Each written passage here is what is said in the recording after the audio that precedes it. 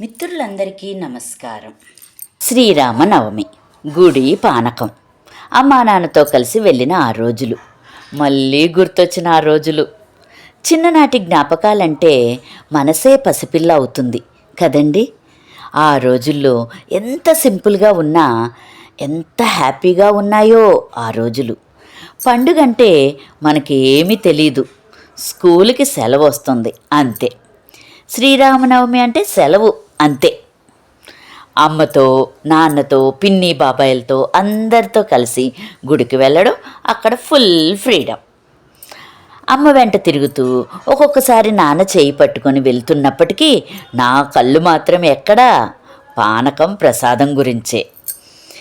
నాకు తెలిసినంతవరకు ప్రతి గ్రామంలో శ్రీరామ గుడి తప్పనిసరిగా ఉండేదండి. నవమి నాడు మంచిగా పందిళ్ళు వేసేవారు, అది కొబ్బరాకులతో వేసేవారు. పెద్ద పెద్ద కుండలు, అందులో పానకం, అది పందిళ్ళ కింద. ఆ న్యాచురల్ ఏసీ ఇప్పుడు ఎక్కడ దొరుకుతుంది చెప్పండి. అటు వెళ్ళి ఒక గ్లాసు, ఇటు వెళ్ళి ఒక గ్లాసు తాగుతుంటే అప్పుడు తెలియలేదు ఆ పానకం చాలా శక్తి ఇస్తుందని. శ్రీరామనవమి రోజును పంచే పానకం అదే కేవలం ఒక పానీయం కాదు, ఒక ఆరోగ్య రహస్యం. వేసవి ఎండల్లో మన శరీరం అలసిపోకుండా, నీరసం రాకుండా, శక్తి కోల్పోకుండా ఉండటానికి మన పెద్దలు ఇచ్చిన సహజమైన పరిష్కారం.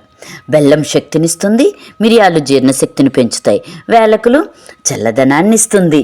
మరి మన పెద్దల దూరాలోచన ఎంత గొప్పదో కదండి.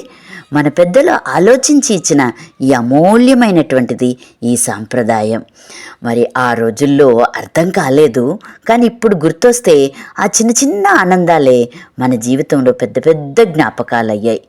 ఆ రోజులు మళ్ళీ రావు, జ్ఞాపకాలు మాత్రం ఎప్పటికీ నిలిచి ఉంటాయి.